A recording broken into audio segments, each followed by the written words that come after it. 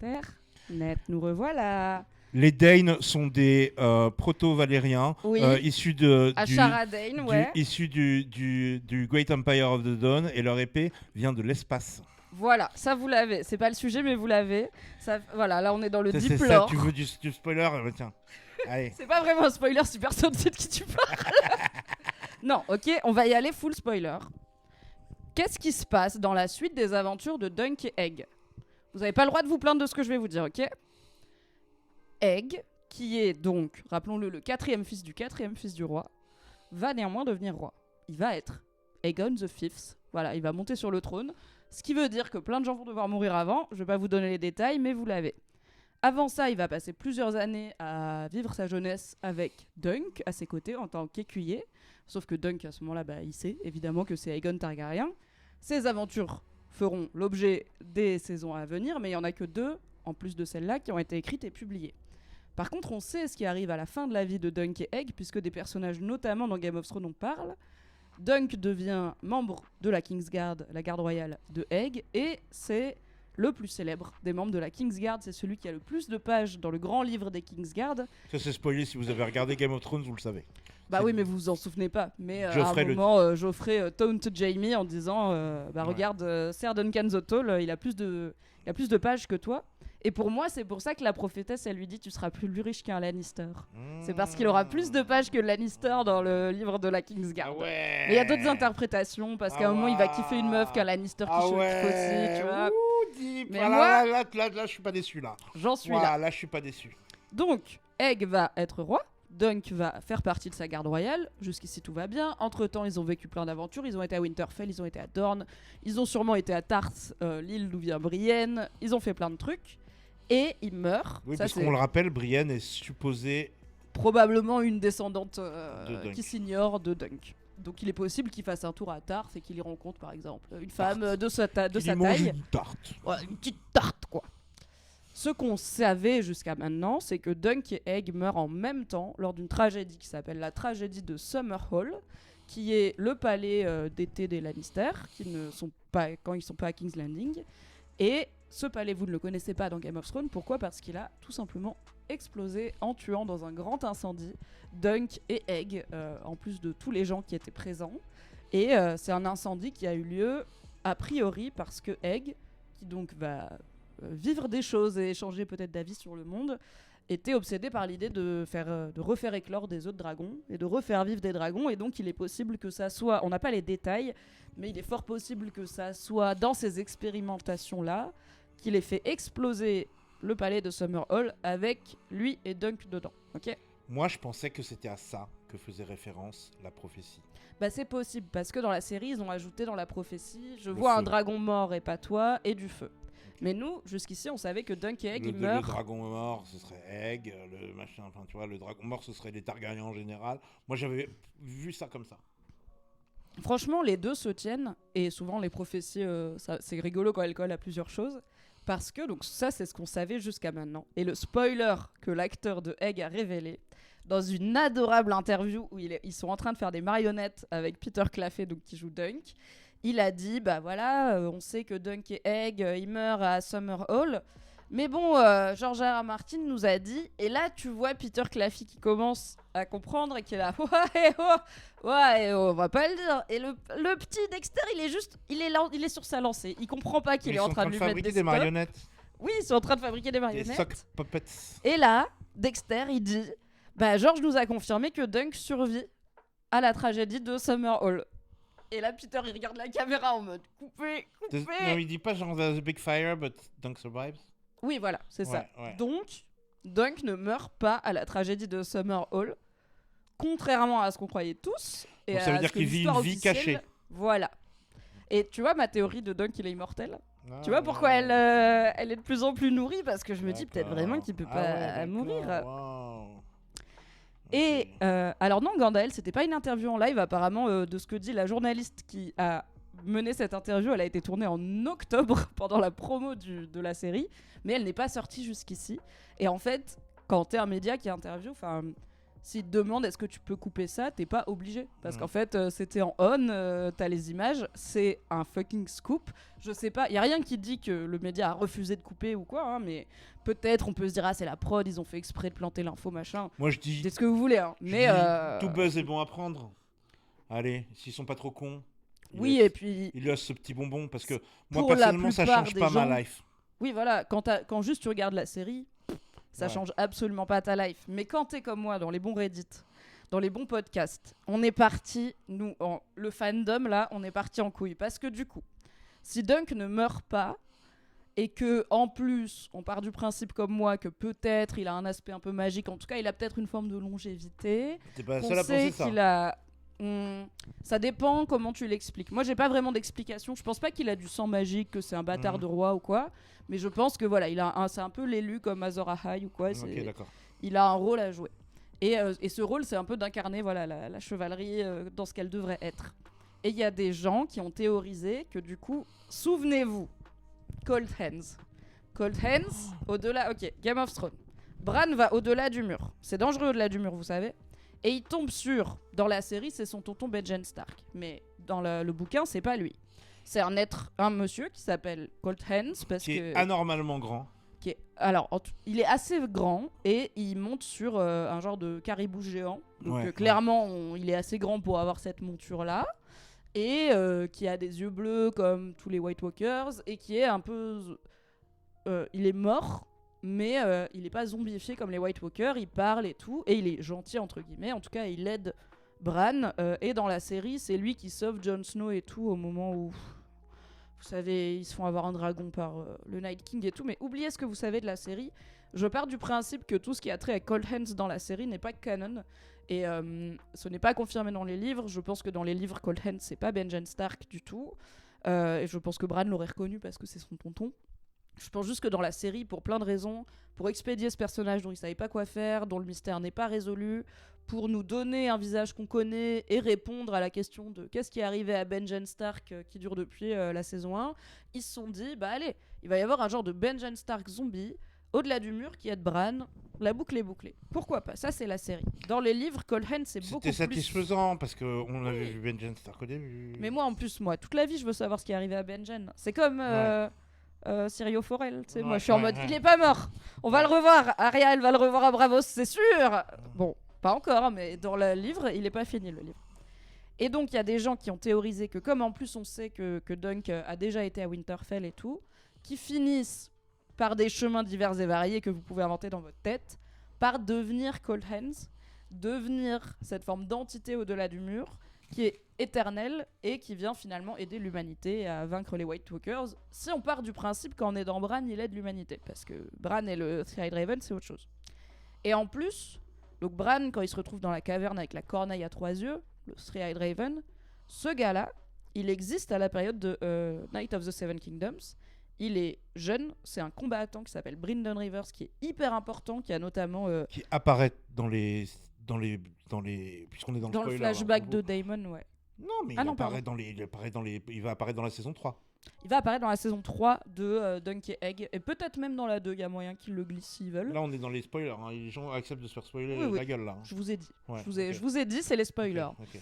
Et donc, ce perso, à l'époque de Night of the Seven Kingdoms, c'est Brynden Rivers, c'est un super chevalier, il a une genre d'armée privée à lui-même, de garde rapprochée hyper forte. Je sais pas si les gens comprennent. On parle du Three-Eyed Raven, on parle du vieux qui fait des voyages dans le temps. Et qui est immortel et à moitié arbre. Quand il était jeune, il s'appelait Brynden Rivers, mais c'est le même personnage. Il s'appelle Rivers parce que c'est un bâtard, et donc... 150 ans avant d'être un monsieur dans une grotte à moitié arbre, il était Brynden Rivers. Un bâtard Targaryen. Un bâtard Targaryen, oui. Qui a soutenu les loyalistes Targaryens, donc il n'était pas dans la team Blackfyre. Et qui notamment, c'est lui qui a fait tourner la bataille du Red Grassfield dans la faveur de la team Baelor et tout, parce qu'il est arrivé avec ses archers, et c'est lui qui a tué Daemon Blackfyre. Rappelle-moi. Allô. T'es un Rivers si t'es né dans les Riverlands, ou si ta mère... Si t'es un bâtard né dans les Riverlands. Ou si l'autre parent que le noble est un Riverland. Peu importe. Non, c'est plutôt où t'es né généralement. Tu peux avoir un papa dornien ou être un Rivers. Oui.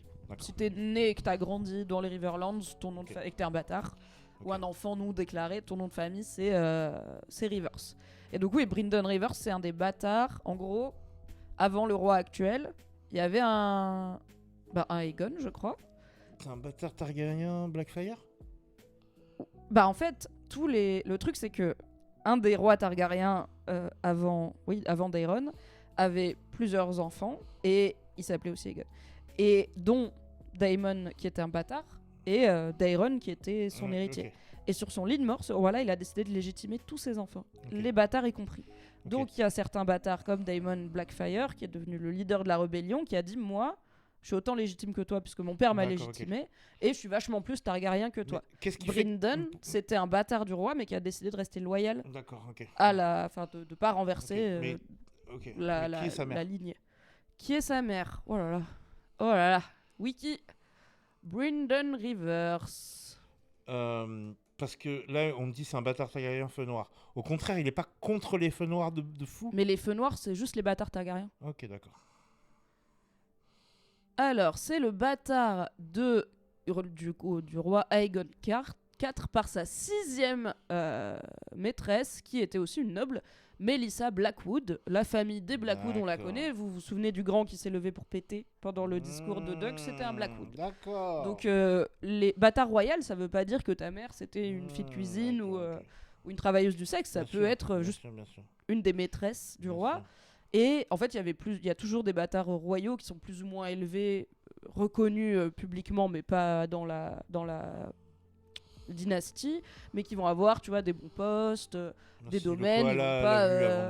Ils vont pas aller vivre à Flibottom juste parce qu'ils sont bâtards. Mais donc, comme Aegon IV a légitimé tous ses fils bâtards compris, évidemment, il y a eu guerre de succession.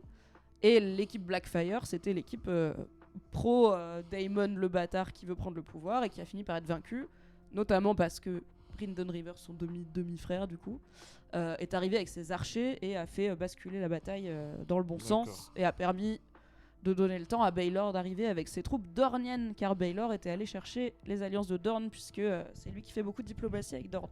Voilà, et donc ce gars-là, Brynden Rivers, ça devient après, il est déjà assez mystérieux et puissant, mais là c'est juste un gars, et ça devient après plein d'événements qu'on ne connaît pas tous. Bloodraven, la corneille à 3 yeux, au-delà du mur. Donc il y a déjà un lien entre Dunk et Brynden Rivers qui va se développer en plus dans la saison 3, dans la 3e nouvelle. Et du coup, cette idée que Dunk ne meurt pas et devient Cold Hands et finit par retrouver Bloodraven et tout, tu vois, il y a déjà un peu... Si t'es comme moi, la folle du bus qui relie des punaises avec du fil rouge, il y a un peu un tissu avec des trous, mais il y a 2-3 fils. Donc... Et s'il commence en plus à parler à Daemon Targaryen dans House of the Dragon... peut-être que voilà, dans la saison 18 de Dunk et Egg, on verra Dunk survivre, aller au-delà du mur en exil et puis devenir Cold Hands. C'est tiré par les cheveux, mais en tout cas, ce qui a été confirmé par Dexter, l'acteur, c'est que Dunk survit à cet incendie. Il y a la raison qui dit, mais est-ce que l'acteur a pas confondu Dunk avec Duncan, le fils de Egg ? Parce que moi, de ce que j'avais capté de l'incendie, c'était le fameux fils. Alors en effet, Egg va appeler son premier fils Duncan, mais c'est bien Dunk qui est censé périr avec lui à Summerhall et qui survit. Et vu la tête de Peter Claffey pendant l'interview, il se rend compte que c'est un spoil. Il est vraiment en mode, on n'est pas censé dire ça. Il sait que c'est une... Après, si t'es George R. R. Martin et que tu confies des énormes spoils à un gamin de 10 ans, shit is gonna happen et c'est surtout que lui, il a jamais vu les épisodes de oui, il a peut-être même pas lu tous les livres parce que il est un peu jeune pour ça, tu vois. Donc je pense sincèrement, quand tu regardes la vidéo, moi je suis premier Doug, je veux croire c'est une erreur honnête de la part de Dexter et c'est pas un plan marketing où il a confondu avec quelqu'un d'autre. Une erreur honnête mais qui devient qu'ils arrangent bien. Oui, et qui a permis à la commu de fans d'avoir de quoi se mettre sous la dent une douzaine de théories plus ou moins solides sur, ok, si Dunk ne meurt pas, qu'est-ce qui pourrait lui arriver d'intéressant après, dans la temporalité qu'on connaît, et c'est quand même, en fait, pour tout le royaume, a priori, il est mort. Donc, il a vraiment vécu une vie cachée derrière. Dans quel état, on ne sait pas. Dans la série, les gens qui ressuscitent sont pas très changés, mais je pense que dans le bouquin, les gens qui ressuscitent ou qui échappent à la mort grâce à la magie sont un peu bouleversifié. Donc écoutez, je ne dis pas qu'on le saura un jour, car rappelons qu'il n'y a que 3 nouvelles de Donkey Egg qui sont écrites, mais c'est une grosse info qui nous fait théoriser. Ce serait un miracle qu'ils arrivent à en faire cette saison, quoi. Oui, déjà, si on va au-delà des 3, c'est bien, parce qu'il y a que 3 livres. qu'ils en fassent 3 super. Oui. Et plutôt que, tu vois. Oui, parce que franchement, quand tu finis la 3e nouvelle, bah t'as envie d'en avoir d'autres, mais t'es pas sur ta fin, parce qu'il y a ce côté tranche de vie et tout. Je préfère qu'ils nous fassent Ashide Series.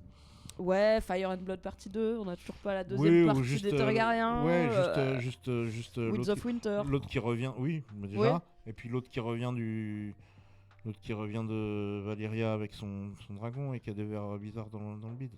Ah oui, celle-là, bien sûr. Ouais. Vous le savez si vous nous avez entendu parler de House of the Dragon. Il y a plein de mystères autour de qu'est-ce qui fait qu'on maîtrise les dragons. House of the Dragon, j'aimerais que il y ait 4 saisons comme ils ont dit. Non, c'est 4 qu'ils ont dit ? Ouais, ils ont dit 4. 4 saisons et qu'après ça devienne genre House of the Dragon Time Jump. Ouais. Mais dans le passé ? Non, oui, ou Time Jump dans le passé. Ou... Ouais. C'est dans le passé Oui, c'est dans le passé. Bah oui. Oui, je comprends. Oui, en fait, donc, le Fire une autre histoire qui ne soit pas forcément l'invasion des 7 royaumes, la conquête, parce que ça, ils vont en faire un film, etc. Mais, a priori, mais juste genre d'autres histoires targaryennes à d'autres moments de l'histoire. J'adorerais, parce qu'au final, moi qui était pas chaude pour une série sur les Targaryens et qui trouvait pas cette famille hyper intéressante dans Game of Thrones, au final je me passionne pour tout ce qu'ils représentent, qu'ils aient des dragons ou pas, qu'ils soient entre guillemets gentils ou pas. À la base t'aimais pas, à la base avant de... En fait la magie dans Game of Thrones c'est vraiment pas ce qui me passionne, et du coup comme en plus il y a que Daenerys, tu vois, j'étais là, dans le 5e tome ils rajoutent un potentiel faux Targaryen, j'étais là, on s'en fout vraiment, je veux savoir ce qui se passe avec Tyrion s'il vous plaît. Jon Snow, la dernière fois qu'on l'a vu il s'est fait planter, est-ce qu'on peut avoir des nouvelles? Enfin, j'étais pas trop là pour les targs, mais Fire and Blood et House of the Dragon et les podcasts que tu me conseilles et la chaîne YouTube de David Lightbringer m'ont mise bien dedans. Et là je suis en train de relire A World of Ice and Fire qui est la ressource où il y a le plus de mystères à grignoter et à extrapoler, puisque c'est... oui, il paraît que sur cette île là-bas, il y a des licornes et puis des papillons qui mangent les gens. Mais bon, on ne sait pas, personne n'y va jamais. T'es là, attends, quoi? Sauf Corlys Velaryon, qui s'apprête à avoir une série. What are you watching nowadays? Moi? Ouais. Industry, toujours. Apparemment, l'épisode de la semaine est foufou. Tu l'as pas vu encore? Je l'ai pas vu encore, parce que j'étais concentrée sur Baelor Targaryen. Je suis sur The Pit, comme toi, tous les vendredis, l'héritier d'urgence. Voilà, il faut être à l'aise avec voir l'intérieur des gens. Et un peu des fois du caca. Bah si vous êtes arrivé jusque-là, c'est ça. Oui. The Pit et Industry, je dirais. Ah, et je viens de commencer, je sais pas si t'as vu passer, sur Canal, il y a une série BBC qui s'appelle King and Conqueror, qui raconte au XIe siècle l'histoire de Guillaume le Conquérant et Harold d'Angleterre, et qui, Guillaume le Conquérant, il est joué par nul autre que Nicolas Coster-Waldau, Jaime Lannister lui-même, génial. Qui a 2 mains, une moustache, des bouclettes et qui est de nouveau en armure avec une épée et tout. Génial. Je regarde, moitié pour ça. Beaucoup mieux que Pierre Ninet. Ah oui, je déteste Pierre Ninet, putain.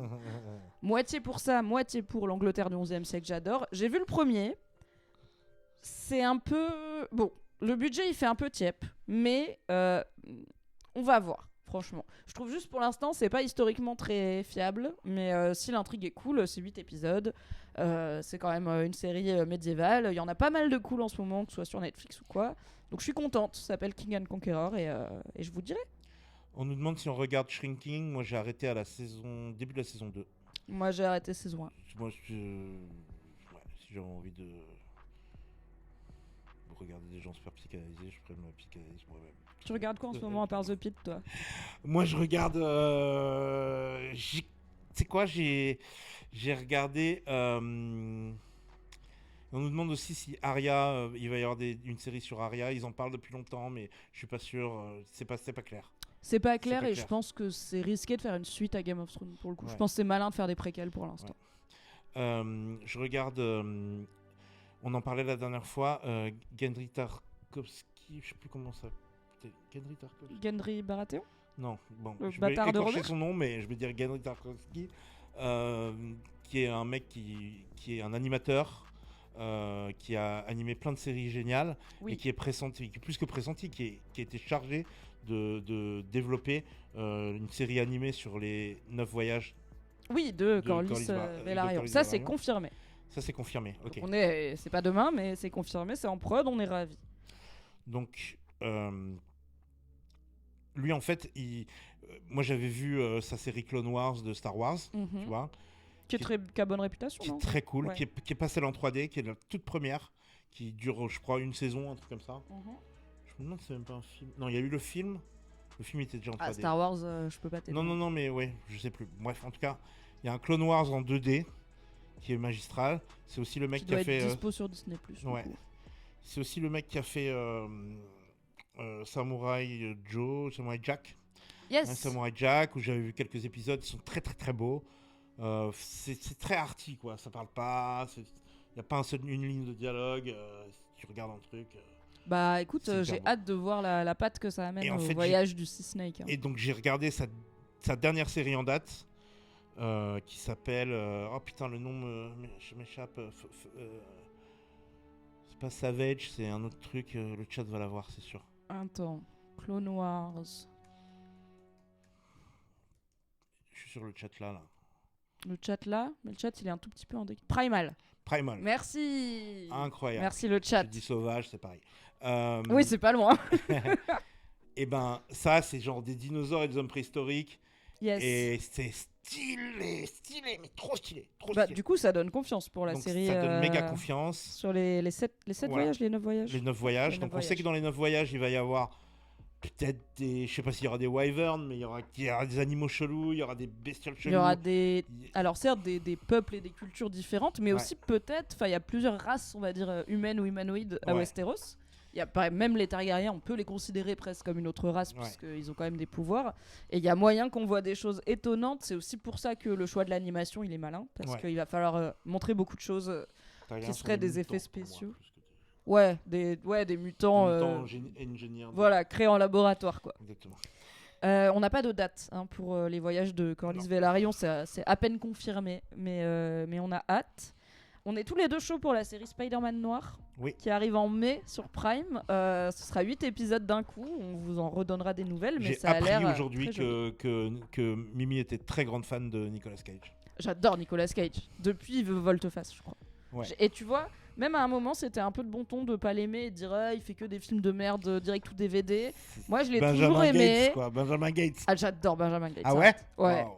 Mais je sais que c'est pas bien. Hein. Ouais. Mais bon, c'est comme Ok. No You See Me, tu vois. Bref, Ok. c'est un problème. Ok. Voilà, regardez The Pit, regardez Industry. Venez Ouais. voir Tequila Tex au Trabendo le 7 mars. Qu'est-ce que j'ai regardé aussi d'autres qui m'ont. Ah oui, j'ai regardé des vidéos sur Elden Ring. Ah, coécrit par George R. R. Martin, qui a Coécrit par George R. R. participé. Martin. Je ne peux jamais me mettre aux jeux vidéo parce que c'est trop dur pour moi. Oui. Mais c'est vrai que les monstres sont. Le design des monstres complètement pas incohérent et complètement asymétrique et pas du tout. Et très symbolique aussi, très allégorique de plein de choses. C'est un peu. Il y a un petit côté évangélion là-dedans aussi. Ah oui, beaucoup. Et putain, c'est. Et c'est le côté post-apo. Il y a des gens qui voient Westeros comme un monde post-apocalyptique, un peu. Ok. Et Elden Ring, c'est aussi ça, tu vois, t'es dans Ok. des ruines, t'as des genres de fantômes qui te racontent une vie passée, t'as Ouais. des arbres magiques mais qui sont à moitié morts. Enfin, tu Ouais, sens que ouais. t'es dans un monde qui est déjà fini, tu vois. T'arrives dans ce monde après le monde. Ouais, d'accord. Et au final, quand on voyage à Westeros, bah, y a beaucoup d'endroits où c'est genre, il y a des ruines qui datent de on ne sait pas quand, on n'a jamais pu expliquer qu'est-ce qui les a fait. Il y a aussi ce côté, on arrive après tout un monde qui n'est pas raconté dans les livres et qu'on déduit en lisant des paragraphes succincts dans World of Ice and Fire. Si vous voulez un bon monstre bien Lovecraftien dans Elden Ring, le roi des serpents là, ou je sais pas comment il s'appelle. Ah bah, c'est pas moi qui vais te le dire, je Serpent joue à King, Stardew là, Valley. ou je sais pas quoi, il est vraiment vénère. Il est homme quoi. poisson. Non, c'est genre un serpent fait de corps morts, Oh un peu, qui n'a ni queue ni tête, qui est un peu un nœud en lui-même. Ouais. Et au bout d'un moment, tu captes que la tête du serpent n'est pas la tête du serpent. Mais Ah. la tête du serpent est genre la nuque du serpent. Comme les animaux qui font des pièges, ouais. Ouais, en la nuque mode- du serpent, et à un moment, il a un bras, il chope une épée il plonge le bras dans la bouche du serpent Ok. et on ressort une épée faite de mains humaines. Incroyable, incroyable. Mais tu vois, il y a de ça dans Westeros, c'est juste qu'on le voit pas, c'était Ouais, avant. ouais. Ou alors c'est loin, à Ashaï et aux autres endroits où on va pas. Merci Teki d'avoir été là, merci le chat et merci les auditeurs et auditrices si vous êtes restés pour cette partie spoiler. Merci Dexter en Sol de nous raconter des choses qu'on ne saura jamais tant que George R. R. Martin n'écrit pas ses livres. Et bisous à George R. R. Martin, merci pour tout cet univers. Et faites-nous signe si vous trouvez des œufs de Oui, ou acheter des œufs d'oie à Paris, frais. Merci beaucoup. Dans le 19e, c'est idéal. Peut-être qu'un œuf de Cannes, ça suffit. Au pire, on essayera. Peut-être même c'est pas bon les œufs d'oie, mais Ouais. on va essayer quand même d'être fidèle à l'œuvre. Des bisous. À la semaine prochaine pour le final. Let's oh my go. God. Bye.